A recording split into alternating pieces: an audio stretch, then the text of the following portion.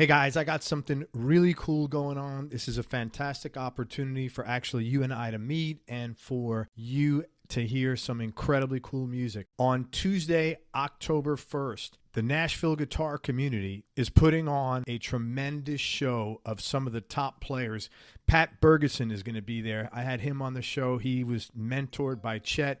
Andy Wood, who's like lightning dangerous, also another guy that was on the show, plays mandolin, guitar, acoustic. He's a wizard. Darren Favorite, who's also on this show, second or third generation Nashville player. Matthew Lee, he actually runs a Nashville guitar community, along with Paul Johnson and John Stazella, and he is such a tremendous player. Meg Williams, up-and-coming blues star, and Terrence Downing, solid player, rocking in Nashville as well. So it's only $15 to get into this event. Again, it's Tuesday night, October 1st. The doors open at 6 p.m. The show starts at 7.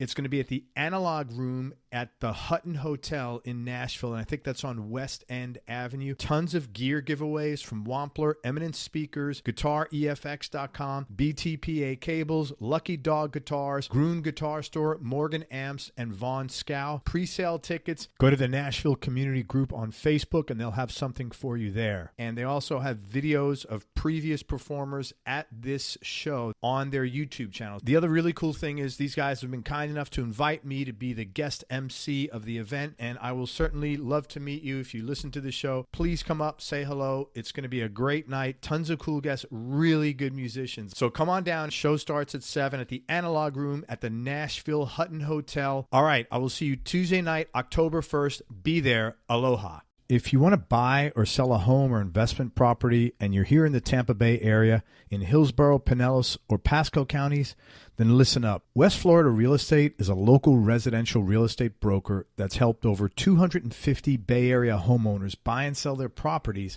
in the last 4 years alone. If you're looking to sell, you'll want to get their free report, The 7 Biggest Mistakes Homeowners Make When Hiring a Realtor. And if you're looking to buy a property, you definitely want to get your hands on the 21 Most Expensive Mistakes Tampa Home Buyers Make When Buying a Home. Each one of these reports is going to save you time and money. Inside, you'll discover the 7 most important things to consider when hiring a realtor, what to do if you're buying and selling a home at the same time, and the danger of choosing a realtor who agrees with everything you say. To get your hands on these free reports, head on over to westfloridarealestate.com. That's westfloridarealestate.com. If you're a business owner and you want to increase your cash flow, or if you're a label or artist and you want to promote new music, then listen up.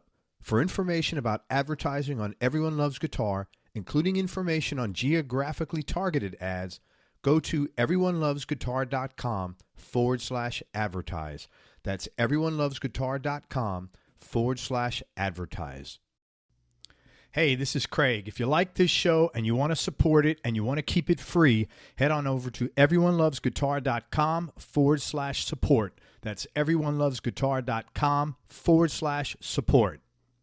Hey, everybody, this is Craig Garber. Welcome to Everyone Loves Guitar. I've got a new camera, and I'm really struggling because I'm like really up close, so I don't know what's going on here, so bear with me. Anyway, we got a really cool guest, very nice guy, really interesting player, and very successful player with the one and only James Duke. And a couple of announcements before we get started. I want to thank Blake Rinn for connecting us. I love you, Blake. And you could remember that you could watch this on YouTube or listen to it on iTunes because we record all the episodes. And if you have any connections to Tony Iommi, Jimmy Page, Santana, Mick Taylor, or Joe Walsh, please connect them with me because I want one of those. I want all those guys on my show, so I'd love to have them on. So I'd appreciate that. Anyway, let's talk about James Duke, musician, songwriter, band leader, producer, and father of 3. From Jacksonville Beach, Florida. I didn't realize you were from Florida. He's a first call guitar player in the Christian music genre. He's recorded and toured with major artists like Matt Redman, Mark McMillan, Johnnyswim, Chris Tomlin, Michael W. Smith, Stephen Curtis Chapman, Kim Walker Smith. Is that a thing in the Christian music? Everybody has 3 names? I think it's a rule, yeah. Yeah, man, I feel like inadequate. I'm just Craig Garber. Jesus Culture, Mack Brock, and many others. As a songwriter, James has also released 2 records with his band, All the Bright Lights. He currently lives in Nashville, Tennessee with his wife, Jackie, and as I said, their 3 kids. He's literally played on hundreds of records, which is really good because you're a young dude. I mean, you're a very popular session guy. Including Matt Redman's platinum-selling, Grammy-winning record Live at Abbey Road Studios. He's been on 5 albums by John Mark McMillan, including on the song Inside the Sound of Breaking Down. The song Inside and the Sound of Breaking Down. It's supposed to be a comma there, isn't there? The song Inside the Sound of Breaking Down. Oh, it's one song? That's the album title. That's the title? Wow. The song Inside the Sound of Breaking Down. Man, you got to smoke some weed to understand that one. Including the platinum-selling song How He Loves and Michael W. Smith's record, including on Surrounded, which was a Grammy-nominated album. His solo project, All the Bright Lights, as I said, it's his band with his brother John Duke and his friend Jacob Arnold. They have 2 records, All the Bright Lights and The Wind and the Waves. He's also got a signature guitar, the Elliott Guitars James Duke 357. Man, I ran into him. They're out of North Carolina, right? Yeah. I ran into him at NAMM. And James does online consulting and guitar lessons to people all over the world. And he also travels all over the country doing guitar clinics and private lessons. He's got a really good sense of humor, so I'm going to try to keep a straight face. Man, thank you for coming on the show. I appreciate your time, James. Hey, man. Thanks for having me. Man, you're one of the top players and a first call guy in the Christian music space. I was curious, how'd you get into that niche? And were you a fan of Christian music before you started playing it professionally, or did it just sort of happen that that's what you wound up going in that direction? Yeah, I grew up playing it in church, and so I guess that was sort of my introduction. I wouldn't say I was really into like the pop Christian music kind of thing. I never listened to a whole lot of that kind of until a lot later. That wasn't really on my radar. It was more like church music that was I was into. And so, which isn't really the same. It's not like the same as back then anyway, it wasn't. And so, I've kind of just always been involved in it, and at my church, whatever church I was going to, and that sort of steered my my life and my career path that direction just naturally. Like it wasn't. So that's just how it kind of happened, and that was what I was really interested in. I wasn't trying to do anything else really. I can't tell you how many people I've interviewed. At least, I've interviewed 550 people. Let's say probably 10 to 15% got their start playing in church, and they played, not to put a pun on words, religiously, like every week. Yeah. That was their thing, man. It really developed them as musicians. Yeah, for sure. It really, it definitely gives you an outlet to play, which is just the most important thing, like getting that experience and getting those hours in and actually playing with a band, like, is invaluable, yeah. As you know. And so that helped me so much, because by the time I was like 13, I was already playing with like a group of people consistently, every week. And it really kind of developed me as a player. Great habits. Yeah. Yeah. So how did you first get started playing sessions? Because that's a totally different ball game. And what was maybe your first big break? I would say, well, I kind of started recording. My parents had a small recording studio that they built.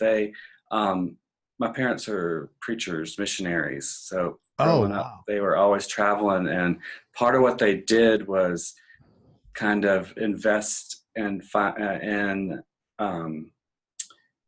musicians from different countries, mainly like Brazil and stuff like that. And then they would bring them to Florida, and then they would help them make records, and then they would release them in Brazil. And this was years ago too. And so that was sort of how I first started. And then once I knew they had that going, and a studio that I could use. I had a band, one of my first band I ever started. Like we recorded a record probably way too soon before, and we didn't, the songs weren't even there, weren't good, but we were like, let's just make a record. Why not? We got this. And so like we already just got into that, and we were recording and from 16, already like. That's great, man. Writing songs and recording them. And so that kind of just one thing led to another, just start the more people I would play with, we would record more, and not just at that place, but, and so it was never, there has since been, bigger opportunities. It was never like one big thing that like happened and then I just got lots of work or something. It was just a consistent thing that was always part of something I was doing, Yeah. So by the time I was able to play on records that maybe became more popular or were with artists that were already well known and stuff, I had already had tons of recording experience, Yeah. And so that really kind of set me up well, because I spent a lot of time like learning how to actually work in a studio as a musician, which is totally different than being a live musician or all that kind of stuff. Oh yeah, it's a skill set. Yeah, and that's great. Yeah, it's just always been something. So I've basically been recording on records for probably like 25 years or something. And so yeah, it's something I was just constantly doing as much as I could. Sorry, man, I'm just adjusting. So let me ask you this. So the progress was linear. It wasn't like one thing, like, I played with this person and after that it was on a hit record and everybody wanted me.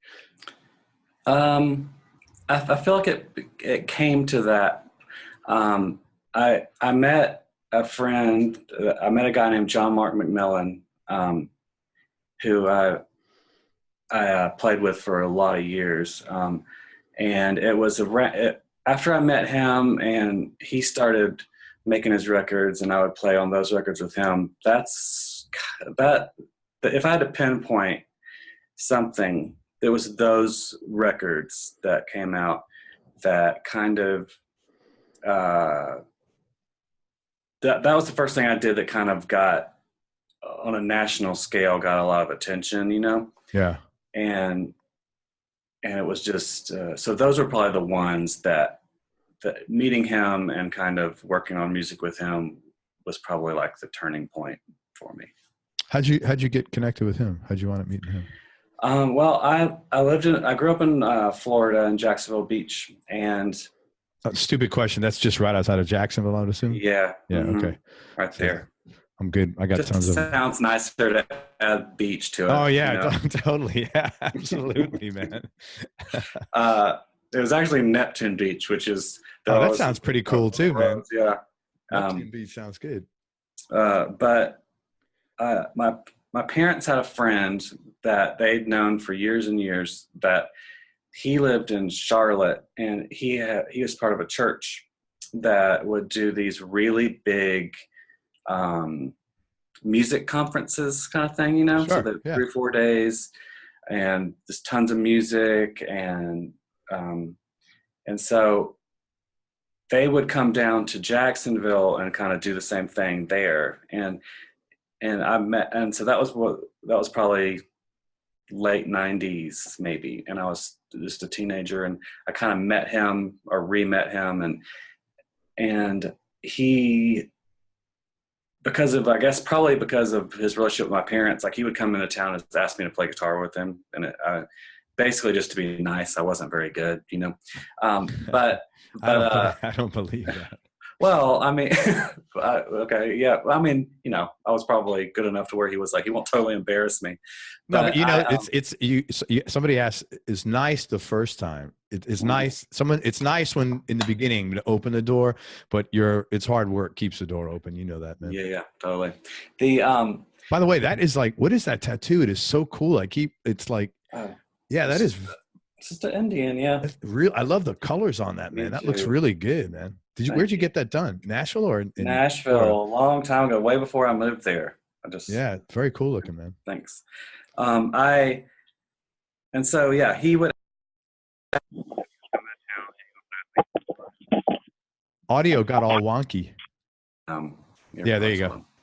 There you go. It's back. I fidget with everything. No, Sorry. it's all good. It's all good, man. It's hard I not to. I'm very impressed you made your bed even. When is the last time you made your bed in a hotel? I do it every time. I'm Do you like, really? yeah, Oh my God. That's so cool. everything's put away. Usually my closet, it's like impeccable. Yeah, Alphabetized. That's yeah, very good. Very color coded. impressive. Um, and so he would ask me to play. I would do it. And then he eventually started bringing me up to Charlotte and to play with them there when they would do their big things. And then he'd take me on like international trips when they would like kind of tour through the UK or wherever. And and so one of the first times I went up to Charlotte to play, I met um, John McMillan, and I met a lot of those people that ended up being like a big part of my career. Um, and so that was sort of the connection. And so basically, I moved to Charlotte because it was like for once I found like I had like found my people. You know what I mean? Like Yeah. Yeah. I was loved like the community. I loved the music. I just felt like I had found something that I could be a part of and that I wanted to be a part of. And And how old were you when you did that? I was probably 20. That's pretty cool that you could feel so comfortable at that age and make that move, I think. Yeah, I wasn't. I don't do anything. I can't. I'm not very good at making decisions at all. But that's one time where I was like all about it. Like Uh, normally I will have to. I'll sit there and procrastinate for years if somebody will let me. But yeah. So that was a big kind of turning point for me, and especially like getting the experience to play with those guys, and because the guy's name was Leonard Jones that would bring me up. your And buddy. yeah, and he always had his band from like kind of all over the country, and it was like this sort of like like lots of like big time like session musicians from Nashville or stuff like that. And so they were all a lot older than me, but like just way more experienced than me. And so he just kept bringing me or having me around, you know. And so that was like basically probably one of the most generous things anyone's done for me, just like letting me come up. That, you know, it wasn't like I could hang with them musically, but I could hold on, you know what I mean? And like Yeah. he would Yeah. be like he'd be like, play this. He'd like show me what to play. There was always like crazy chords or unison lead lines or whatever. And I think the best thing I had going for me was that I could just remember it, you know. Yeah. That's pretty And important. so Remembering what yeah, to play. Yeah. and so um that just that allowed me to kind of have gave me the opportunity to really just to be like, I gotta step up, I gotta get better. Because you know, I would come back home and I'd be so stoked, and I'd like watch a video of me playing with them, and I would like realize that I was like playing like crap or like didn't really know what I was doing. So I'd be like, I gotta get better, I gotta take more lessons, I gotta do this, I gotta do that.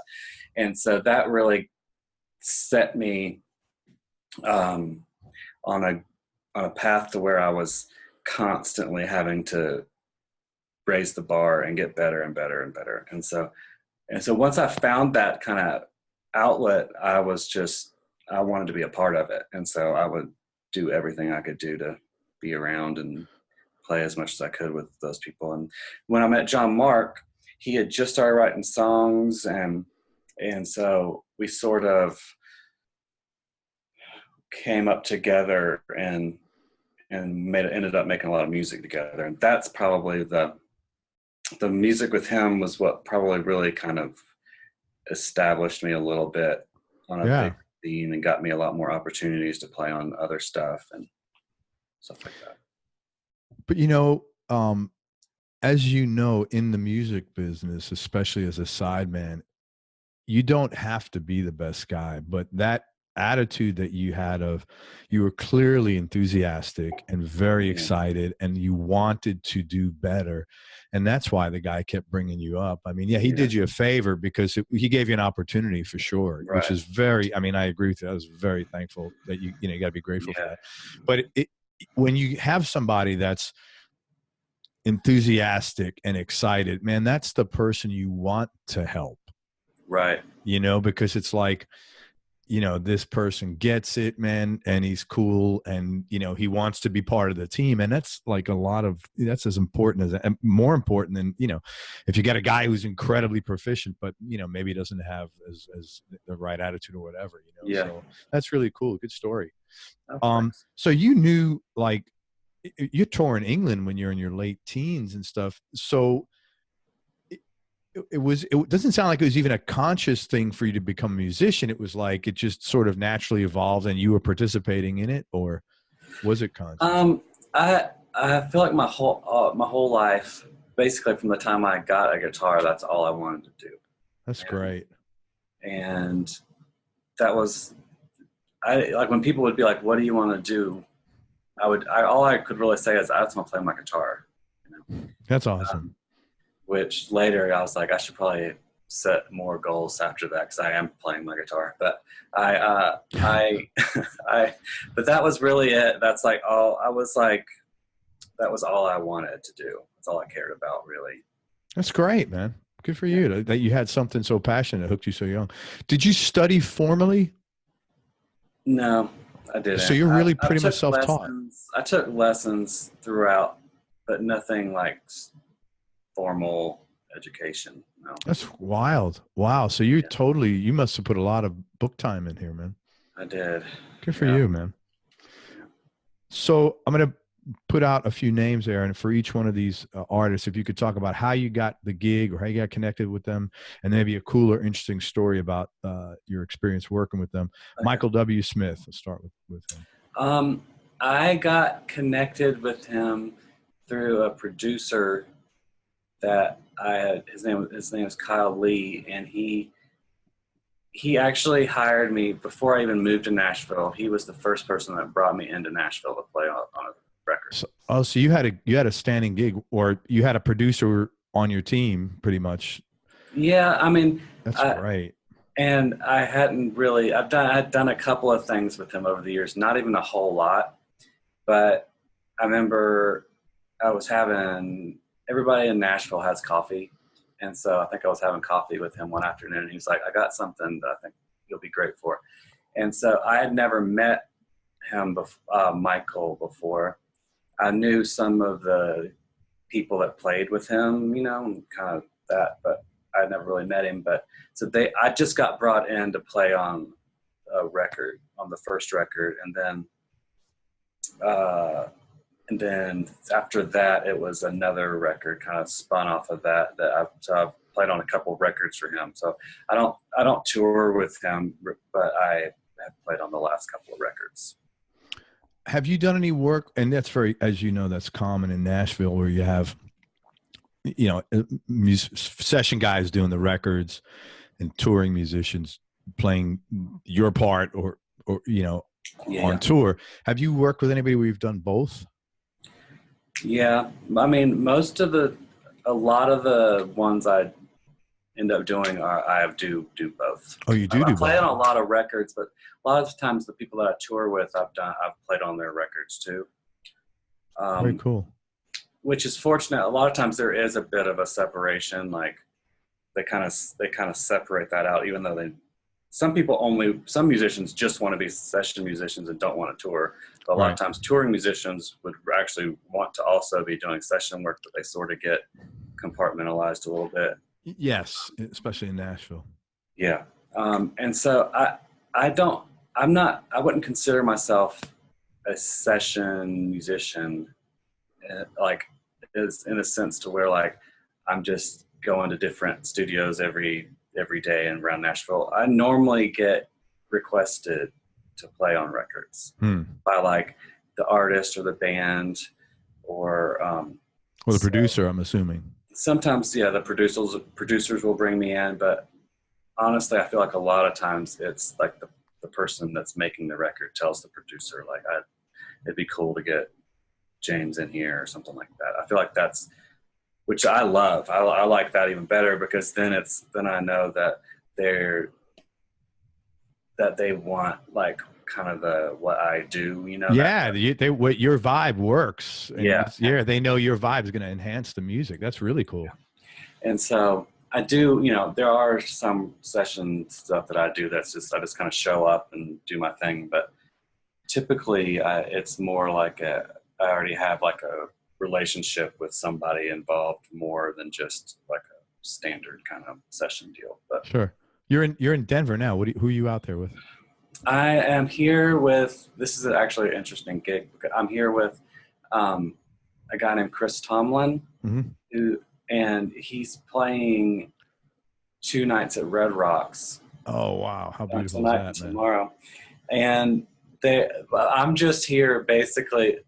His guitar player is one of my good friends, and his wife is pregnant, and she's with twins. And so they brought me up just to be his insurance policy. So if his wife calls and says it's go time, then I'll just jump up on stage. And that's cool, man. I'm just gonna hang out. But you've played with Chris in the past. Mm-hmm. Yeah, that's really cool, man. That's nice. Yeah, that's very cool. So tell me an interesting story about, or funny or interesting story about working with Michael W. Smith.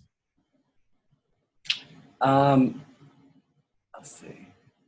Well, when the first record I did was they're both actually been live records, and so his band, he kind of brought in some consistent guys he has, but he basically had like just a bunch of like really legendary, awesome musicians, and so I remember the bass player that got brought in. He actually got brought in like last minute because long story, he ended up replacing somebody. But I knew him just from growing up watching him play. His name's Otto Price, and he played with a really popular band in the 90s called DC Talk, and he was like their MD, and he's like this big, just larger than life guy. His nickname is Sugar Bear, and and that's the first time I'd ever met him, was on that session, that recording. And so afterwards his son came up, and I was meeting his son, and I hadn't even told his dad. I looked at his son. I said, I used to have a t-shirt with your dad's face on it. And so he started dying laughing, and he's like, Dad, you had a t-shirt with a face on it? He's like, yeah, I did.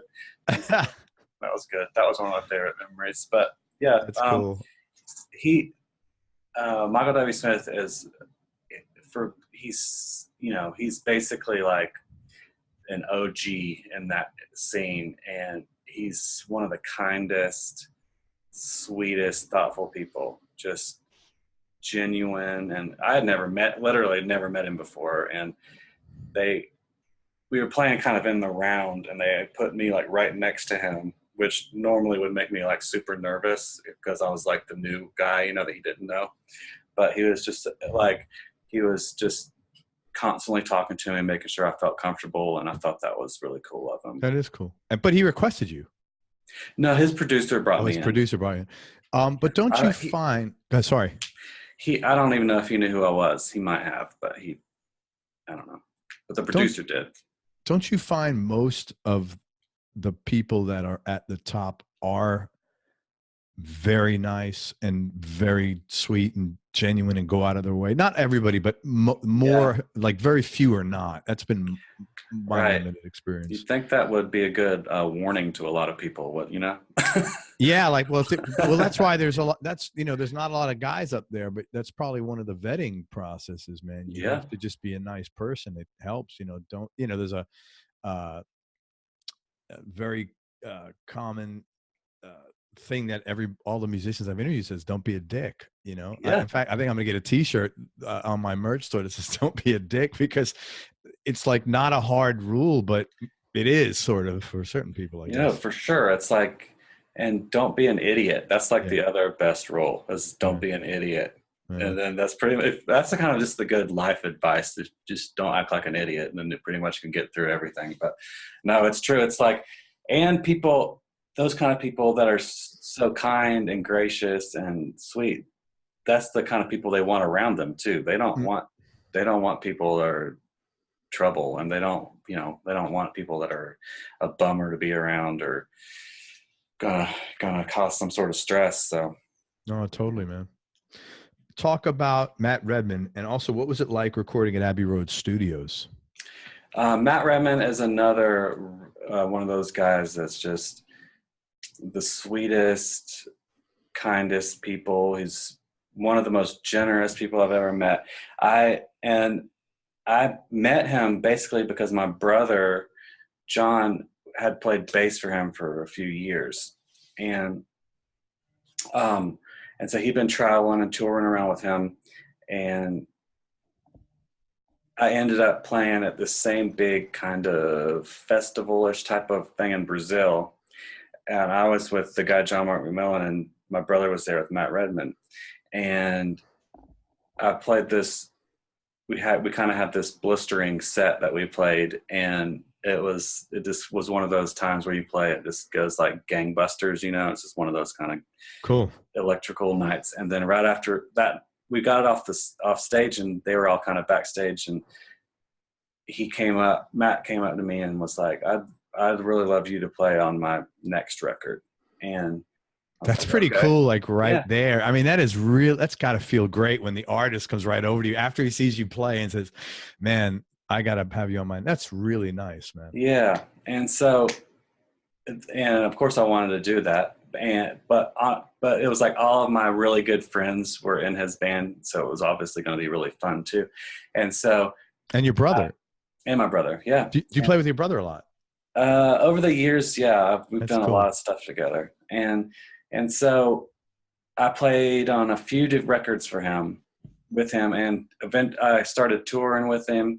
And so it was either the second or third record that I had played with him when it was time for him to start working on it. He was like, I think I want to record it at Abbey Road. What do you guys think? And we were like, what do you mean? What do we think?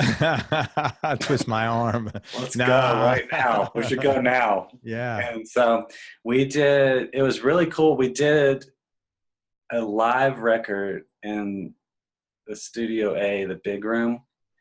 And so we had like a small audience, and we did like a really fun live record in there. And it's amazing. I mean, I had been in Abbey Road before because I'd done another record that had gotten mastered there. And so when we were coming through London, they invited us to have a tour and showed us all around. So I'd been there, but being able to actually record and meet all the people, like the staff there are also great and just nice people. And because a lot of times you'll go in studios not with that kind of reputation, and everyone's real stuffy and doesn't want to. In a studio, really? I mean, it can be like that, like, because if it's the kind that's like, yeah. And so, but when you talk to these guys, even like there's like, a restaurant with a bar in it. You sit at the bar and the bartender's telling you cool stories about in the studio. Yeah, because it's such a big facility. There's like a proper kind of restaurant with a bar, and so he was telling stories about like Paul McCartney just dropping by to have a beer, or stuff like that, and them telling us about how they basically have it logged every mic that they have used on everything they've done, they have it logged, and so they know. So you could be like, well, I want the mic that Paul McCartney's saying "Hey Jude" on, and they'll be like, hold on, and they'll go get it. They know like everything everyone's used. That's really cool. They know all the gear and how it was used, when it was used, what songs it was used on. It's crazy, like just even knowing, like they just from a historical standpoint, like kept all that. It's amazing. And so, and being there, you walk through the halls, and it's just, it's like there's gear everywhere because they don't have any more room, you'll see just their monitors are just lined down the walls of the hallways and stuff. They don't even really want you taking pictures in the hallways because it doesn't look perfect, because there's just stuff everywhere. But it was amazing. It was really great. That's really cool. And I'm assuming sonically the studio sounds amazing. Yeah, it does. And it's cool, man. And then walking into into Studio 2, that's where you saw all the Stones recording their records and stuff. So when you walk through, it's literally the walls are alive and you can feel it. It's really cool when you're walking around. You just really feel the history. It's amazing. Definitely one of the coolest places I've gotten to work in. That's great, man. Isn't that where the album cover with the Beatles walking across the street? That's right there as well, isn't it? Yeah. Did you get to see that? I'm assuming everybody stops there, and I gotta believe pretends that they're the Beatles. Everybody tries, but now it's everyone's so sick of people doing that, so cars won't slow down anymore. Really do it. I read something about that a while back. I think people get hit by cars a lot there. That's so funny, man. Yeah. That's great. Well, that's nice. It's awesome you get to do that. Are you working on anything now that you're in particular excited about? Or getting ready to? Yeah, I have been writing for another record for myself that I've been sort of writing for the last couple of years that I'm ready to start recording. And so I'm excited about that. I've just moved. I moved into a new place with my family 2 days ago, actually. Holy smokes. And my wife loves my job because I always have to leave. She's like, you always leave when we move. But so that's a lot of work, man. With 3 kids moving, it's tough. Moving's the worst anyway. So I actually have some space to work again. And so I'm looking forward to actually getting some progress made towards that. So you're gonna record? So you have a home studio? You'll be doing some of the recording for the new record. Yeah, at least getting it all down and arranged and all that stuff, then kind of see what I need to do after that. But that's great, I've been writing for it for a couple of years, and so I'm looking forward to getting started on that. Will your brother and your Jacob be on that, or is this solo? Or I think it's going to be more solo at the moment. I'm sure I will have them do something, but I'd like to make another record with them. We all just live in different places, and it's hard to get us all together. Sure. But yeah. Very cool, man. Yeah. Musically, top 3 experiences you've had. What would you say they'd be? Knee-jerk reaction. It kind of makes me think of concerts. And that could be, whatever they are. It's hard to kind of pinpoint myself, maybe, but there definitely have been gigs that I've played at when I was playing that have done something. But normally it's being a part of just watching music being played that usually I leave and I'm like, that's the best thing that ever happened to me. And very rarely do I walk off stage and I was like, that was it. Number one, I'm the best. Let's see. I went, it was a long time ago now. I remember seeing Lenny Kravitz at a House of Blues. So it was a really small show for him that was just the most rock and roll dance. It was so good. And the whole time it was the crowd was jam packed to this. It was in Orlando. And I was going to say probably Orlando. Yeah. And it was everyone was dancing because you had to, because then when everyone started moving, you had no choice. And he played forever and it was so good. I just remember being so blown away. I've always been a fan of him, especially back in the 90s and early 2000s even, because of just being able to watch a newer artist that could do the throwback music but was still current but just able to jam. He can just jam. His band is jams and no one you almost don't really see that very much anymore. You see jam bands, you know what I mean? But yes. A normal rock and roll band that will sit there and just finish their song and then just rock out for another 5 minutes. And so I've always been a fan of that. I am too, And, man. I love that's what I live to see, man. I love that. and he's always made that a priority, even though he writes like really good catchy rock songs, but he always likes to veer off and just go for it. And that was a good one. One of the best concerts I've ever seen in my entire life was Coldplay on the Milo Xyloto tour. And I'd seen them several times before that, but this one was like when they just became like their arena band. And I remember watching that concert, and it was like the most joyful experience I've ever seen. And everyone was so happy and singing as loud as they could. And this show was like real bright colored, like fluorescent spray. Everything was like fluorescent colored, and it was already like this like visual experience too. And it was like they were like one of the first bands that did like the light up armbands, so the whole place was lighting up different colors. And that was one of those times too. I love that band anyway. I think. Where is that? Jacksonville? That was in Charlotte. Yeah, when I lived in Charlotte. And so, but that was another one of those times where it was like everything came together. It was like they're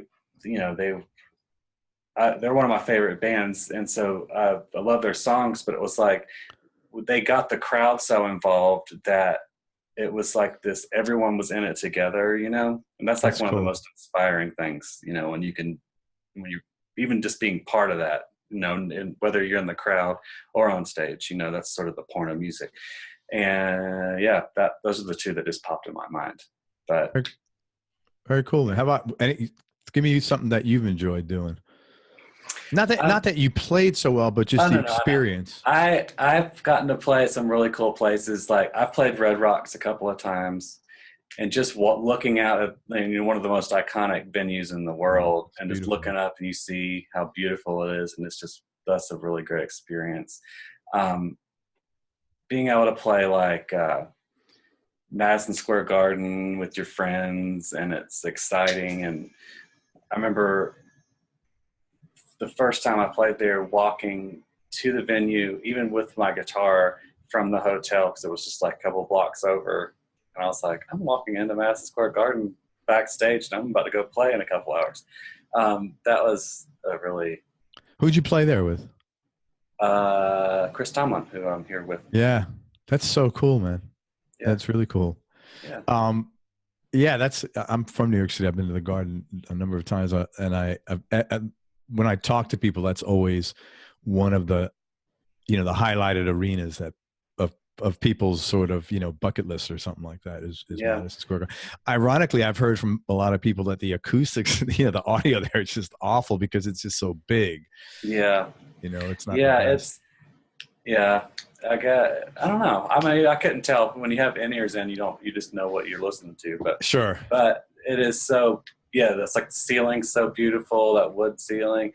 And that's another venue where the staff, the people working there are so kind and nice and happy. And that's really interesting because the owner, I don't know if you know this, but he's got a very sordid history with New York. He's a pretty horrible guy. Huh. Yeah. And he's pretty well, they own the Knicks too. And he's just a cranky dude. And he's always, so that's interesting. That's great to hear that. Yeah, they're not cranky. They were always, I've been there a couple of times. They're always so nice, and like actually just seems like they're genuinely just happy to be there and happy to be a part. And it's really cool. That is cool, man. Yeah. So you grew up in Jacksonville Beach. What was your childhood like? Did you travel a lot with your parents, or? No, my parents definitely traveled a lot, but we never lived like in another country full time. They kind of kept us with like a consistent home life, and we had a nanny that lived with us. So when they would travel, we'd still be home and have our routines and stuff. Good. I had a really great childhood. We were missionary kids, so it wasn't like we were rich or anything, but I don't remember ever not having anything I needed. You know, I had Sure. a really great life as a kid. Really, it was, they would take us on with them, you know, during the summer when we were off of school and stuff. So we got to see like other countries and other cultures and how other people got to live. And I remember That had to be pretty cool. yeah, especially like going to Brazil, like when I was 10 years old for the first time or something, like in the late 80s maybe, and just seeing like a third world country and just being like, whoa, this is not how I grow up, you know? Yeah. And just seeing like the drastic differences and different cultures and how other people live, and like driving by like shanty towns and stuff like that when you've never, you know. It's hard to imagine people Yeah. live in stuff like that when it's such a foreign, it's no way to process that. No frame of reference unless you've grown up there, I would imagine. Yeah. And it's also been cool too, like seeing it, how far as a country they've come, you know, is remarkable, you know, because I think about when I was growing up, you know, we have so much more than we have now than we did then, like, but how far they've come just in the same amount of time, you know, is technology wise, like, but not even that, like just everyday conveniences wise, like just seeing how far as a country they've come and is amazing. You know, that's cool. It's like seeing from then to now, and like, you know, it's remarkable actually. So it's cool. It's something I definitely would like to be able to show my kids at some point. Take them around the world and let them see different stuff. I think it's interesting. Important. I interviewed a guy named Andreas Kisser, who I've met him. You met him? Yeah. And super nice guy, isn't he? Yeah. He's such a wonderful guy. Did you meet him when you were in Brazil? Yeah. I don't know if you know his something. He came to something I was playing at. I hung out with him for a little while. Great guy. He's like royalty down there, man. He's like really. And when he told me they started Sepultura, as he said, you know, the world, how Brazil was portrayed to the world was beaches and exotics. And they started the band as a form of sort of activism to show the world that this is not Brazil, man. You know, the stuff you were seeing, the shanty towns and all that, that was a lot of Brazil. And you know, it was their way of bringing sort of like the music of the people to the rest of the world and that exposure. And a really deep guy, really, you know, enjoyed talking with him. I remember when I met him, I was like asking him what he did and stuff, and he would, I mean, kind of like a classic musician kind of thing. You're like, yeah, I play music, blah, blah, blah. And you have to like kind of, I was like, do you play in a band? And he's like, yeah. I was like, what's your band called? He's like, well, we're called Sepultura. And I was like, I know who you are. I know. I feel like the most. He's like that. He's really he's totally mellow. He's all about his family. You know, he's a good dude. He's got like a band with his kid, as a matter of fact, that they play together too. Oh wow! Yeah, because his oldest son's probably in his mid-20s, and he's a guitar player. So awesome. Yeah, super cool dude, man. That's good that you met him. That's nice. So you have the one brother that plays bass. Any other siblings? Yeah, I have an older brother and an older sister. My brother Josh, he lives in Austin, and he's done a lot of touring as like a audio engineer, monitors and front of house for lots of bands. You know, he was with Willie Nelson for a long time. He's worked with everybody from like Guns N' Roses to Elvis Costello to tons, like lots. That's wild. Yeah, it was always funny like talking to him. I wouldn't talk to him for a little while and be like, "What are you doing?" And he's like, "Oh, I'm out I'm wherever with Elvis Costello playing somewhere tonight, and I was just out with this person. You know, he's constantly been doing that. A couple of years ago, he said that woke up one morning, decided that he had slept on his last bus, and so he stopped. But he's doing other stuff now. But lives in Austin, and Great music town. Yeah, Very he loves cool. it. And he moved there when he was with Willie Nelson, and he kind of made that his home base after he got there and fell in love with the place. And I have a sister who still lives in Jacksonville, and yeah, so there's four of us. Very cool, man. Very cool. Your bio mentioned that you do online consulting. I was curious if you could expand more on that, and if you have any other side hustles going, either like in the music business or, you know, in the music business, doing things besides earning a living, besides something with picking up your guitar and playing it, Yeah. or outside of music completely. Yeah.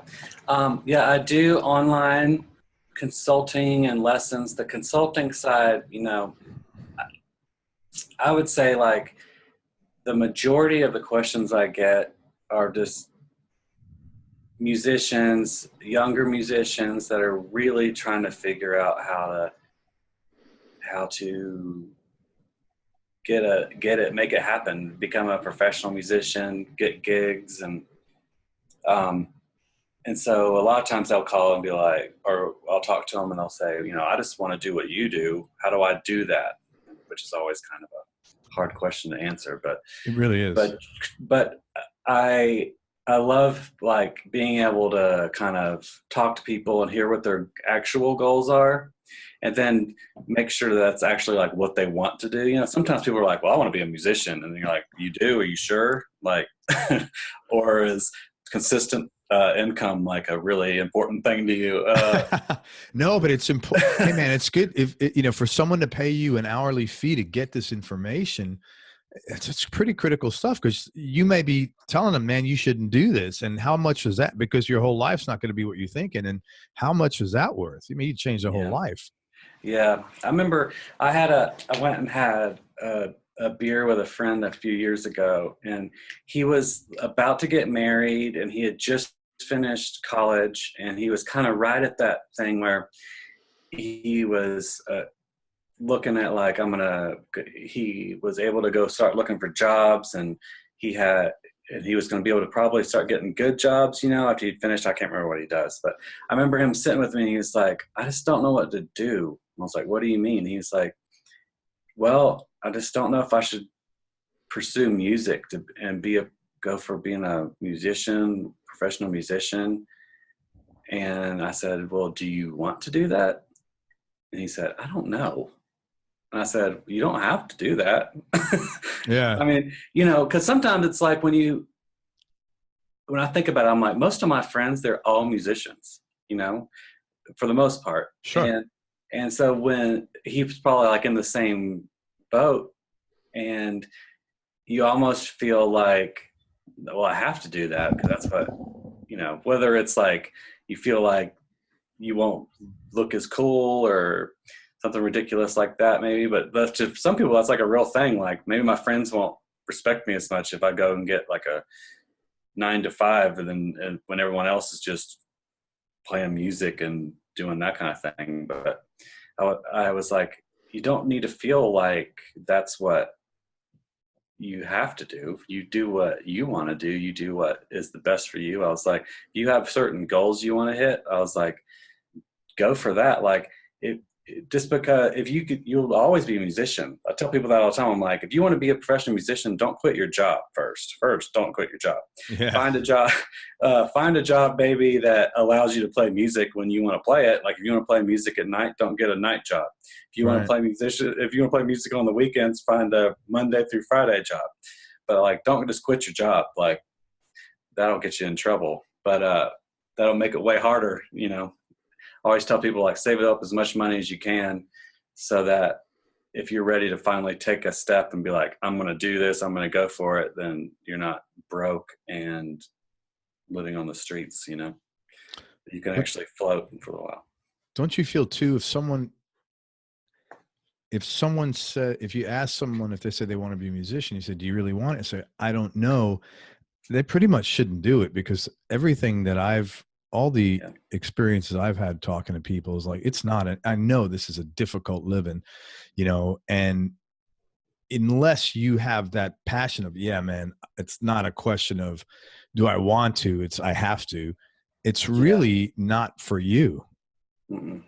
Yeah. It's not. I mean, you have to know, because there's so many other things that you're not going to know. So if Yeah. you have to know that's what you want to do and that's what you're going for, because there's so many other things that will make you question everything in your life. And so you have to be like, this is what I'm doing. This is what Yeah. I am. This is who I am. Because if you don't, then you're not going to push as hard, and you're not going to be able to. I don't feel like it can work. It's not going to work. No. And I feel it's very similar to like being a missionary in a sense. You don't kind of casually do that. Say, I think I might as well be a missionary. It's like a calling, man. You have to feel compelled to do that. And I think it's the same thing in any arts or any creative pursuit, man. If you don't feel called, it's not a fit, man. And so, in a lot of ways, like there's so many parts of being a professional musician, that are rewarding, of course, but there's so many aspects of it too that are so inconsistent and hard for other people that are in your life. And I kind of watched my parents, as being preachers and missionaries and doing all that for my whole life. Like, kind of like you said, it's sort of a lot like the same thing. I'm like, you can't just say, I'm going to be a missionary. And then, might as well. Yeah. Like, like that doesn't, like, how do you live and be? And so like the fact that I've watched them do that for years and being able to support their families and stuff like that too. That's like inspiring, Oh, and, yeah.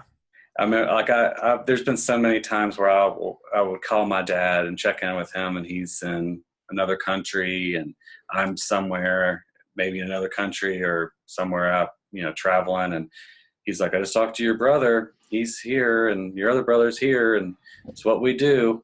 It's what we do, buddy. And it's always so encouraging. So I'm like, we're just like a family of travelers. And if I didn't have my dad to be supportive like that, and to actually not just be supportive, but actually know what it's like, like I wouldn't have been able to do it. That's great, man. So it's pretty awesome. Just so you know, number one characteristic of successful musicians, and of the interviews I've done. So it's not a massive sample, but 500 and something people ain't a bad sample. Supportive parents. Yeah. Number one, even if there was dysfunction in the household or alcoholism or, whatever addiction, supportive of that's literally the number one thing everybody has in common, man.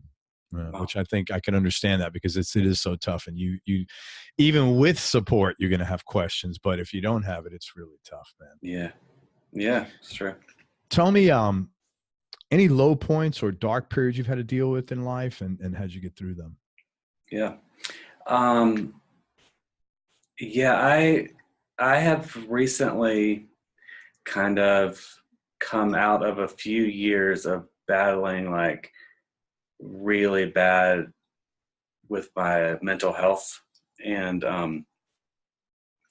really just kind of just living paralyzed, basically, with like really, really bad depression and anxiety. And it basically just I got to a point where I just like could not handle it anymore. And I had let myself kind of live like in this silent kind of hell and not telling anybody about it. And when you deal with stuff like that, it affects everything. It affects every part of your life. But even if you're not telling other people, it's going to affect their lives too, because, especially your family. And so I spent the beginning of last year was when I kind of got honest with the people around me and kind of told them what I was struggling with, and kind of walking through that and getting a lot of help and counseling and stuff like that. And coming out of that, I wouldn't say that I've come out of it. I would just say that, because I don't know, for the most part, that I feel like if you deal with mental health problems, like that's just something like that you will have, but you can manage it. Yeah. And you can be healthy. So you can get your health back. And so, but I have, one of the best things about it was that once I did that and allowed myself to actually talk about it, and even just telling my wife and just being able to be honest about her when I am having a good day or not having a bad day and stuff like that. Now I've learned so much about myself, and looking back over the years, just seeing patterns and then seeing like, oh, I've dealt with this kind of stuff my whole life, and I just didn't even really understand it or couldn't put words to it. And I would say coming out of that, especially though it was probably a good 3 or 4 years, basically started when I moved to Nashville.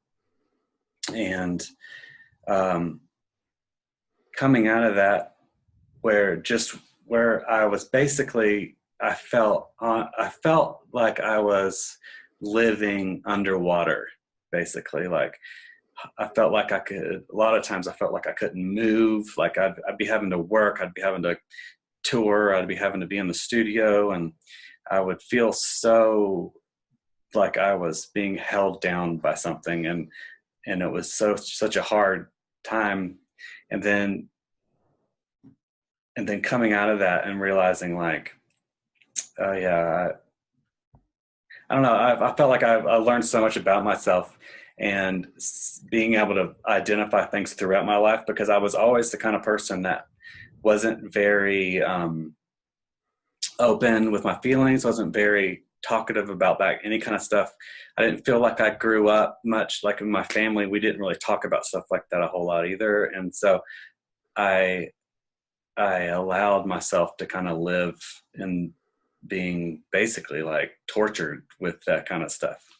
And the way I came out of it was I finally just, one day I just couldn't do it anymore. And I had to talk to my wife and my friends, and got a lot of help. And that was probably the best decision I ever made in my whole life, was actually being honest about what was going on, because I always felt like I didn't want to be a burden on anybody, and I didn't want to be one more thing to kind of heap on anybody else, And the way I came out of it was being honest and allowing myself to actually take care of myself, basically, instead of feeling like I had to make sure I wasn't. I wanted to make sure I was taking care of other people, but I didn't want to let anybody know that I needed help, And so that was probably those 3 or 4 years were the hardest, darkest times I think I've ever gone through, for sure. And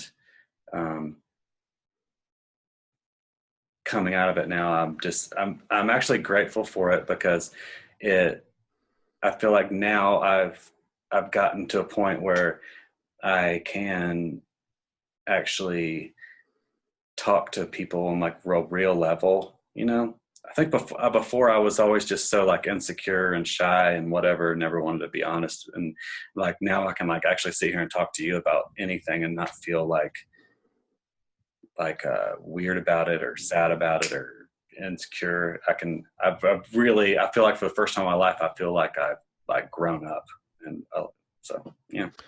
Man, first of all, thank you for sharing that, man. Number one. Number two, I'm really happy for you that you opened up about that. What was the bottom? Like, what was the trigger where you said, man, because asking for help, I can relate. It is not, if you are not in the habit of asking for help, It is not an easy thing to do. And it's not even because you don't think people, it's just not easy. It's not like, I get it. It's not like you're not asking for help because you're such a badass. It's totally opposite. Yeah, right. It's just like, it's really tough, man. What was the bottom for you, and once you asked for help, what was the biggest change? I would say the bottom was basically I mean, to the extent that you're comfortable sharing. I'm not looking to like. Yeah, I'm not looking to like. No, yeah, I'm totally comfortable with it because I feel like it's such a important thing to talk about. People need to know that it's. I've had this conversation with so many people that have dealt with some form of mental illness where the demon's in the closet, and it's just like you said, the demon's still there. It's just your ability to manage him and let him out and maybe take a sneak peek without him, like, I get it, man. I'm in that. I've got my own my own closet, so I'm with you on that, man. I'd say the bottom was basically waking up every day, and then just trying to function throughout the whole day when you are in such a horrible headspace. Like I hated myself, and I don't even know why. It was like I was so like sick of myself and like so disappointed. And that's awful. Yeah. And basically I've felt that at times. I didn't want to be alive. I didn't. Right. And so that's basically, but it was like a constant thing, like weighing on your head, on your mind. Like I was like, so just sad. And it's like, when you're like that every day, it's not like you just got bummed out about something. It's literally like you're just completely out of your mind, basically. And so having to have a job where you can't be like that. Well, you're on stage, entertaining. It's almost like touring around on a bus with people and like, and so like, so then you're having to almost, and I don't know, you're having to be like completely different people, and you got to fake it. Oh, you're like tormented, but then you're trying to like not be a burden. Yeah. You know what I mean? And so then you're just acting like normal. And so that there was one afternoon where it was just one of those days that I was just basically felt like I was just like a zombie or something. And I had a friend text me, and we were just kind of talking over text, and he's like, "How are you?" And I was like, "I'm fine." And then just started talking about whatever. And I said, and I remember thinking to myself, like, why did you just say that? Yeah. Fine. And so I wrote him back and I said, actually, I'm not good at all. And he called me right then. He's like, what's going on? And I just basically just told him. I just like fell apart and told him. Good for you, man. And so I remember, so I walked into the kitchen after I got off the phone with him, and I probably looked like a mess. And my wife was like, what is wrong? And so I just had to tell her. And how good did you feel though after that? You must have felt like $1 million, like a $1 million pound weight off your shoulders. Yeah, I did, for sure. And but it was a total shock to her, honestly, because I had never even told anyone. And so that was a whole nother thing, like throwing something on someone that, that you've been married to for 13 years at that point. And then she's like, whoa, what are you talking about? Honestly, And so, but. Man, I give you a lot of credit for having the courage to do that and to take care of yourself, man. Honestly, seriously. It was honestly probably the best thing I ever did, I'm sure, of course, man. because I could have just as easily said I'm fine, and I had to travel that night, that same day that all that happened. I had to leave and go out of town that night, which is like the worst timing ever. Yeah. But I could have just as easily not said anything to anybody, gone, and I wasn't ever at a point where I was going to or I hadn't gotten to a point where I was going to hurt myself, Sure. but it wasn't like I didn't think about it. You know what I Sure. mean? And I do so know what you mean. I could have just as easily left, gone out of town, and just spiraled even more, and then just been that much more deep into that depression. But instead, just even taking that one step kind of led me. It just took a turn, and I was able to go get help and go to see doctors and counselors, and really, it just changed my life. I'm so happy for you, man. That's really good. Thanks. Thank you Yeah. so much for sharing that. And because there's definitely going to be people listening to us talking right now that are dealing with the same thing right now. I can tell you with 100% certainty there are, and I will get emails about this. Yeah, and so I just want to encourage everyone that just do yourself one favor. If you want to just take it easy on yourself for 5 minutes, just try to talk to somebody about it. Even if you just tell them a little bit, just talk to somebody, because it will help, and it can get better, and it will get better. But you just have to take one step. Just do one thing you can do, and it'll be the best decision that you make. And so. Thank you so much. It was really kind of you to share this, and I'm so happy for you. Yeah.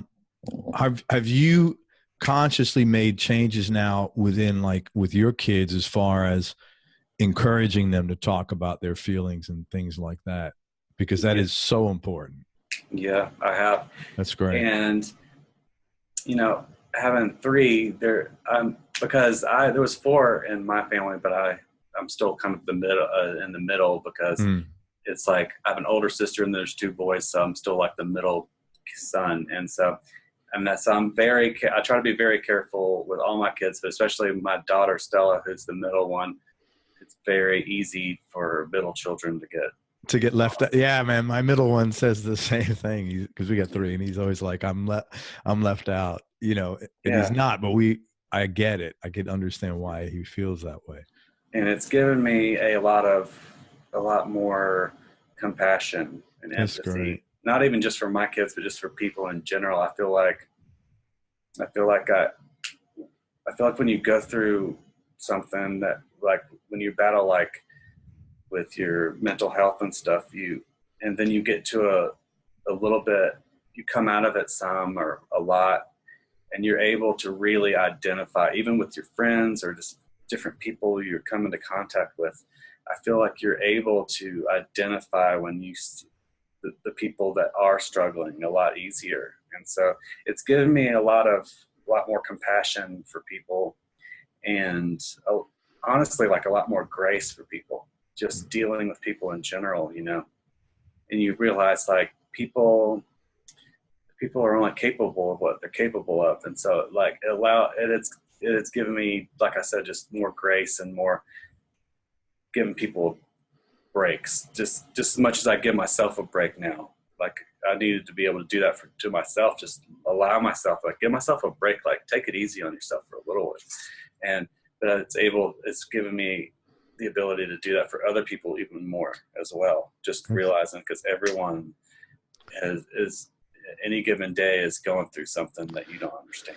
You just don't know what's going on in anybody's life at any given point in time. And it's tough. And you got to remind yourself to do that sometimes, because sometimes people would be like, what the hell? You know, they really frustrate the crap out of you, you know, and you got to, it's true.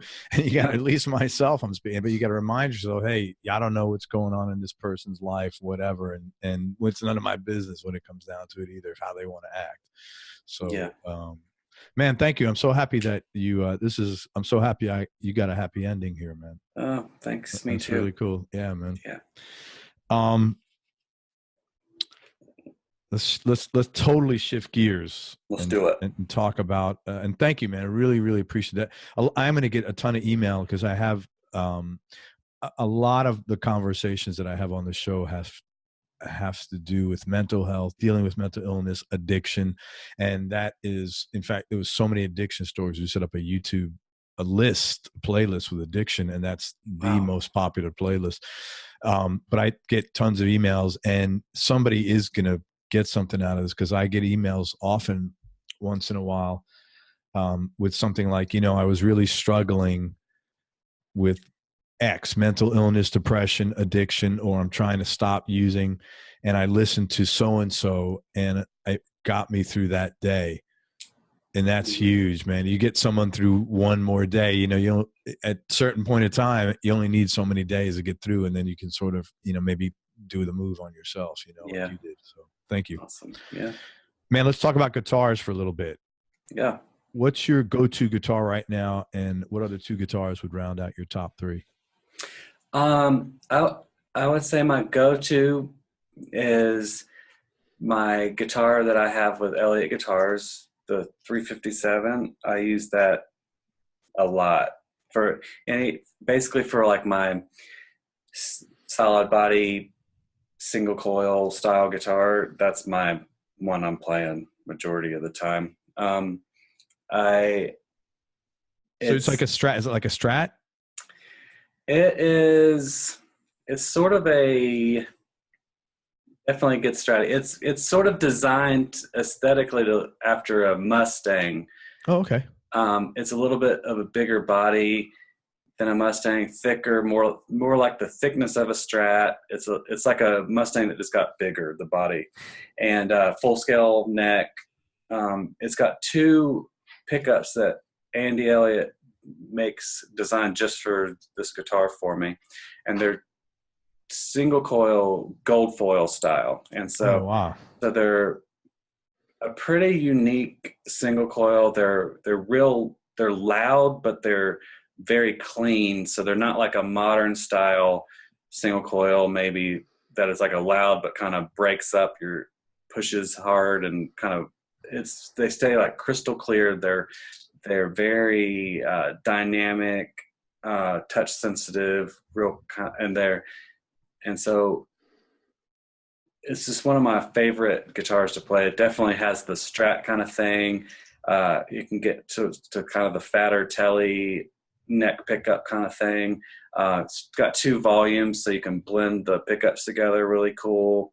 And so it does a lot, and it covers a lot of bases, and I really love it. We worked on it for a couple of years, and it came out really great. And so I use that a ton. I play that guitar, or I'm a huge Gretsch guitar person. And so lately I've been playing a Penguin. What is that? It's their model. It's basically like a duo jet shape body. But it's more like the White Falcon style appointment. So it's got like the bigger White Falcon headstock. And I don't know what it is about, if I just have a really good one or if they're all amazing, and I've only played this one, but it's a really unbelievable sounding guitar. It's got the TV Jones Filtertrons, I think is what they call, or something. But it's just, so it's got that kind of humbuckery kind of solid body, but it's got like it's semi hollow, I think. And so it's a little bit it has a little bit more of an open sound. I don't know what it is about that guitar. I just love it. And so I've been using that a ton. What was it? Be another one? Yeah, I just got one of their Eddie Cochran signature models. I just got that last week. A Gretsch? It's a Gretsch also. Yeah. Which is cool. It's got a dog ear P90 in the neck and a Dynasonic single coil in the bridge. Oh, wow. And it's really funky sounding. It's cool. I love Gretsch guitars. They're just, I've played those for a lot of years, and it's just one of my favorite. Their hollow bodies are some of my favorite sounds to play with. So third one, I don't know. Probably a good Telly. I have an old 52 reissue that I use a lot that I love. What are you playing out of most of the time? What amp? My main amp is an old Matchless Chieftain. Oh, wow. Combo that I've had for a long time.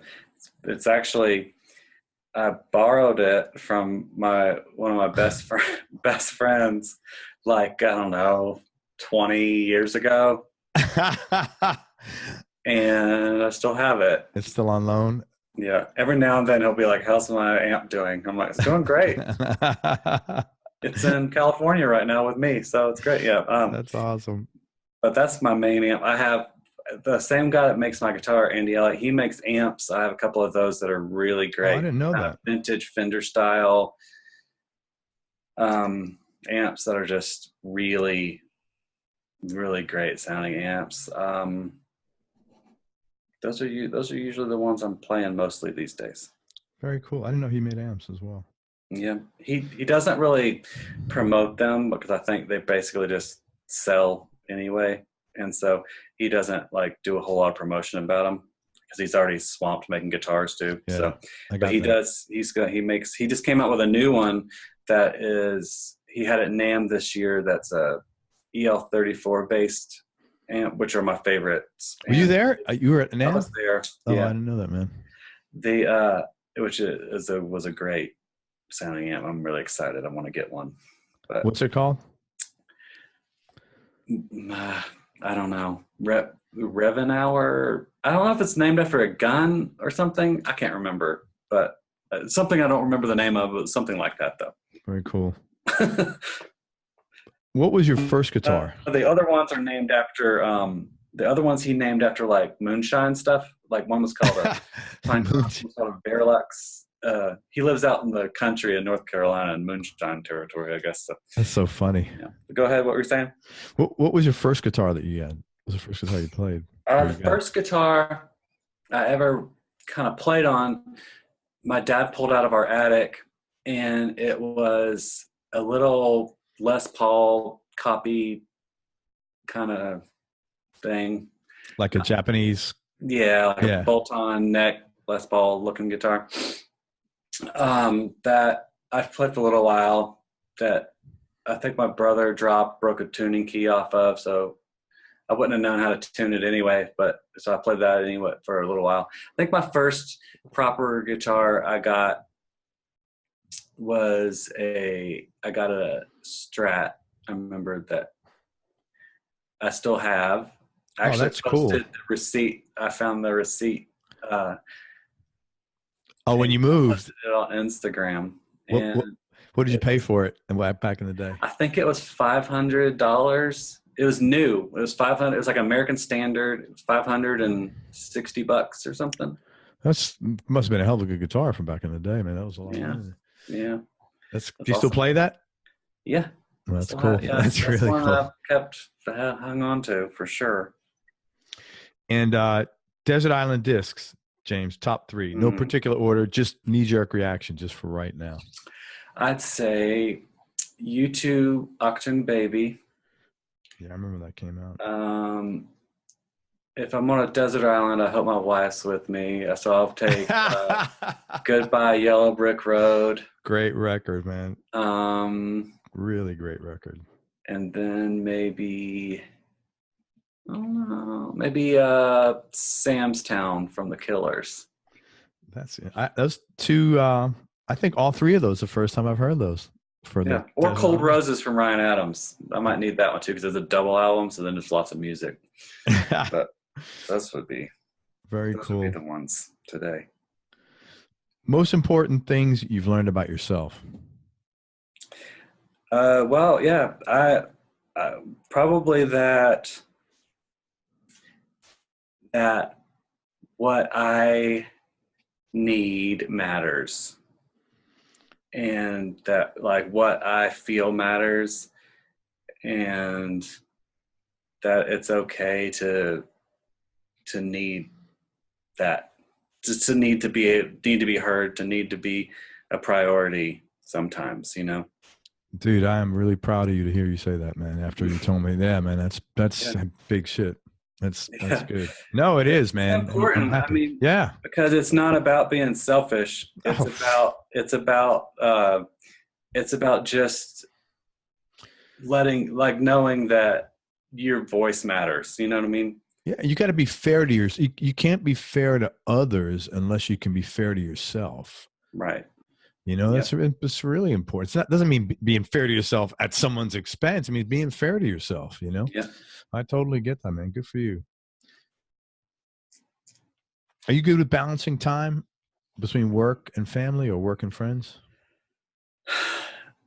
Uh, Probably not. But I know that I'm not, so I try to do better.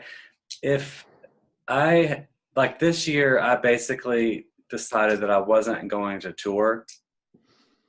And so I'm traveling some here and there, but nothing for any long periods of time. Basically for my family, uh, to be there more for my family. My wife has gone back to school, and I really wanted and want to be able to support that. And so me being gone all the time isn't supporting that. And so that was a conscious decision, and basically just to get healthy, you know.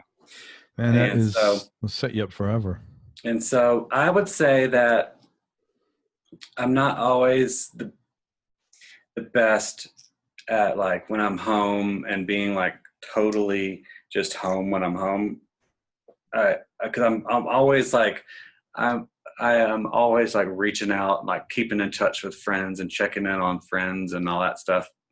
And so it's like my phone is constantly buzzing with text messages and all that stuff. So I'm not the best at just disconnecting. Yeah. And I definitely need to get way better at it. But I think a lot of times that I do pretty good, like when it's time to like make sure that I'm with my family, that I at least am trying now these days to be more just with them and balance that, because that's the one that really needs to be balanced. So Yeah, for sure. It's tough. I get it, man. It's and tough. being gone so much that there's some years where I was just gone over 200 days, and Wow, that's a lot. Instead of getting like being gone and being more, trying to be more in touch with my home life, it's almost like I would tend to like get more withdrawn, like the longer I was gone. Totally get it. I think it's normal. That's totally normal. Because how do you come home and you're gone 200 days, right? That means you're home for what, 10 days maybe? And like, Yeah. right? What are you supposed to do? You're on the road the last 6 weeks and you're just supposed to go to Kroger or wherever you go to get some growth. It's like, holy shit, you got to take it's almost like new. Yeah. Waking up in your own bed, waking up, not having to be that's gotta be you need decompression time, man. Yeah. And I still like when I'm home on weekends, like Friday nights, or even Saturdays, it's still the weirdest feeling. It's so strange because there's been so many years where those are like work days, Right. Yeah. And so when I'm home, a lot of times I'm not like, I don't feel bummed out or anything, but I'm just like, don't even know what to do. I'm like, what am I supposed to be doing right now? So I just kind of sit there. I'm like, this feels so strange. So like getting reacquainted to like a home life is always so important. And it's been one thing that's been nice this year has been, I've just been home way more, and it's just letting that be the normal thing instead of letting that letting that be the exception has been a nice change for me. Good for you, man. I'm happy to hear that. That's great. Any non-musical superpowers? I don't know. I went a lot of times without doing anything, like ever really having any hobbies or anything. I don't know. I wouldn't say there are superpowers. I did start running a lot a couple of years ago, and that's nice. You still do that? I wouldn't say. I wouldn't say that it's a superpower, but yet. But it was something that I was surprised that I could do. I could run as long as I could without falling over. But I wouldn't call it a superpower yet. Maybe one day I can just run forever. But I don't know. That's probably the only other thing. Man, but running in Nashville, when I was at NAMM last week, I wanted to do things that were different. So I got up in the morning and went for walks. I went to the gym in the morning and did my normal cardio, but then I said, man, let me do things I don't do at home. So I went for walks, and everybody's like, how are you going for a walk? It's so hot out. And I mean, not compared to Florida, at least you had a little breeze, believe it or not, which is better than, but what was different, man, you go for a walk in Florida, it's straight. I'm walking up and down all these hills up West Broad Street, I think it was, by Vanderbilt. And I'm like, wow, you got to do this. You got to be in good shape. You got to run up and down here, man. I was just walking, but that's not easy running there, man. Yeah. And that week, especially, was like the hottest week of the year, I think. It was pretty hot. It was like all over the country. It was like, right. That was so hot that week. It was awful. It was. Again, it was cooler than Florida because it was in the morning, there was like a little breeze, and I really wanted to go and do stuff I normally don't do. So I was just, my attitude was like, oh, this breeze is great. It probably wasn't, but I was just telling myself that. I was calling my wife, and I got to listen to music. It was like therapeutic, man, to be honest with you. You know what it's like when you're out of town and you don't have the responsibility, you can't work. So it was like, oh man, this is great. I got to do this every day. kind of thing. That's good. Favorite place you traveled and favorite venues you've played in? You said the Garden already and Red Rocks. Garden, Red Rocks. Favorite cities, man. St. Petersburg, Russia is amazing. Wow. Cape Town, South Africa is one of the most beautiful places I've ever seen. Norway. I've always loved London. All around the UK, I love that so much. Venues, the Garden, Red Rocks, Central Park. What do you like about Central Park? That's interesting. Man, I played there. Oh, you played at the Velo. I don't know what it's called, but you played a concert there. Yeah, there was Dome. Yeah, I played it was in the real big thing. Sheep's Meadow. Was it Sheep's Meadow? Probably. I don't even remember, but there was thousands and thousands of people there, so it was probably whatever the big one is. But that was amazing. Gosh, yeah. When you're in there, it's hard to believe that's New York. I know. It's so clean. Yeah. And then you walk 6 blocks out, there's like millions of people, like, holy crap. Yeah. It's crazy. It's so like nice and clean, and Central Park is beautiful and stuff. It's cool. What else? A really cool, the Tabernacle in Atlanta is a really great place to play. And I've gotten to play, I've gotten to play some really great places. But those are some ones for sure. Did you, when you were living in Charlotte, did you interact with a lot of bluegrassers? Because there's tons of them in North Carolina. Yeah, I did. Not tons, but I definitely, I'm friends with the Skaggs family, Ricky Skaggs and his kids and stuff. Some of his kids a couple of them are in Charlotte and kind of in the same circles I was in. So, you know, those are the Skags are the legends. So, Oh yeah, man. Hey, and last question, James, and I cannot tell you how much I really appreciate you and appreciate your openness, man. Thank you very much. It was oh really, man, really kind of you, and I my really enjoyed pleasure. talking to you. And You too. what you put out is going to help a bunch of people, man. Thank you. Awesome. What is the best advice that you'd say that you've ever been given, and who gave it to you? Mm. I'd say my dad told me one time, I was talking to him just kind of about my job as a freelance musician and all that stuff. And he said, he's told me that I am the only one that's going to be able to decide what I'm worth. And that's been some of the best advice dealing with the business side, because if you don't do that, then you're not gonna, a lot of times you're not gonna get ahead. Well, yeah, then you're depending on someone else to tell you what you're worth, and they're never going to value you as high as you should be. Especially if you're dealing with managers. Yeah, Absolutely.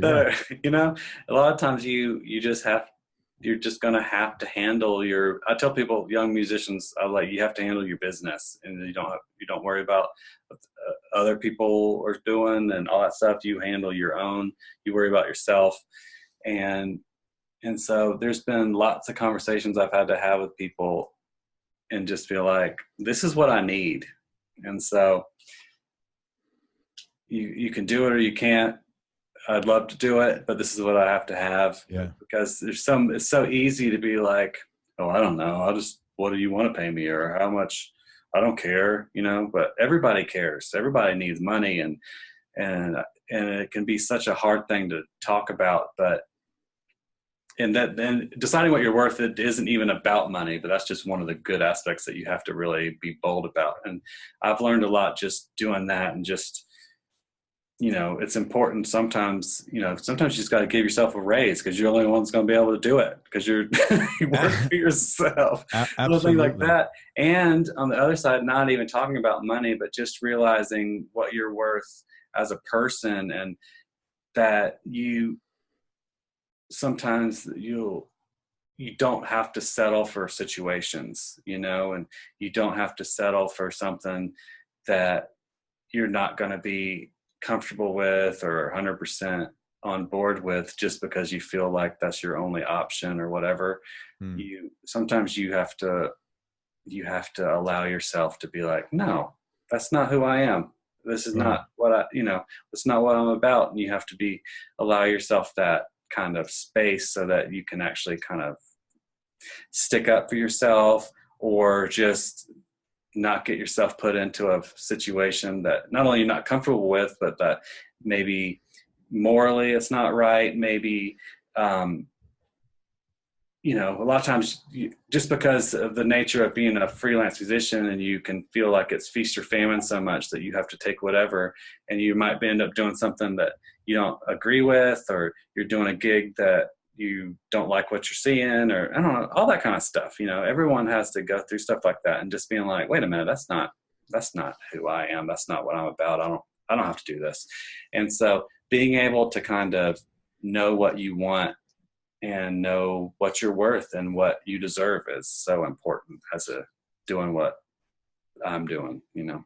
100%. And the toughest time you'll do that will be the first time, and it gets easier every time. I would imagine the dealing with depression and opening up and starting to treat yourself better on a personal level has probably paid off in spades on the business side for you as well. Yeah, it really has. Yeah. And just, I've learned, especially like I was saying, the last year and a half or so, as I've been kind of coming out of that kind of stuff and dealing with my own health and stuff, just being able to I've been a lot more assertive and a lot just more open and realizing like, I'm not going to leave if it's not worth it. I'm not going to go do a gig right now if I don't actually want to do it, or if I don't feel like, you know what I mean? Yeah. You have a value. Right. And so I'm not going to go play. I decided, I'm going to do the music and play with the people that I actually want to, and that I love and that I believe in. And so that, even if I just can do that for this year, and then I'll go back to reevaluate, but it's been great for me this year, and I've been way more happy. And so I decided it's an important thing, because you can go through life when you work for yourself, as you know, and it's very easy to just start grabbing everything that comes just because you're like, this is just what I do and I just got to do this. But yeah, if you get stuck doing a bunch of stuff that you don't necessarily believe in, or that doesn't actually activate you creatively or make you feel alive as a musician or a person or as an artist, then it's very easy to spiral, because the less you feel invested in something, or the less you feel passionate about something, it becomes way more hard to actually stay on top of it and do a good job, I find, just because you don't care about something that, if you're not like stoked on something, it's very easy to just be like, I can just autopilot my way through this. I don't really have to do too much. Or equally bad, when you still push yourself and you feel miserable, then it's like it drains the energy out of you, man, Yeah. Dude, Yeah. I cannot thank you enough, man. Really good conversation. I really enjoyed it, man. Awesome. Thank you so much, man. Very cool of you. Let me tell people where to find you. Anything I could ever do to help you, please hit me up and let me know, because I'll be really happy to do that. Awesome. Check out James Duke on Instagram at @TheJamesDuke. And if you are a musician, and man, there's so many good points he brought up. If you want to connect with James for some consulting, message him through Instagram. Again, it's @TheJamesDuke. Whether it's how to get into the music business, or how to say no. No is a complete sentence, and a lot of times people don't realize that. And if anything like that, this would be a great guy to chat with. Any other social media that you want to talk about that's out there that you want people to? I have a Facebook. I just do Instagram. Instagram, great. The James Duke. Thank you, man. And also, James does online lessons. So if you want to connect with him there, same thing, Instagram. And there's plenty of videos of him playing online. He's a monster player. Thank you, brother. I really appreciate it. Thank you for having me. Oh, man, it's been a very sincere pleasure. Everybody, thank you so much for listening. If you enjoyed this interview, please share it on your social media channels. We appreciate your support. Thanks very much to James Duke, and support his music and check him out online. Again, go to his Instagram at @TheJamesDuke. And if you want to get some consulting or online lessons, he's a man. Check him out. Also, make sure you go to everyonelovesguitar.com. Sign up to get on our newsletter list so you and I can connect. And most important, you'll like this one. Remember that happiness is a choice, so choose wisely. Be nice, right? Be nice. Be nice. Go play your guitar and have fun. Until next time, peace and love, everybody. I'm out. James, thanks for everything, brother. Thanks, man.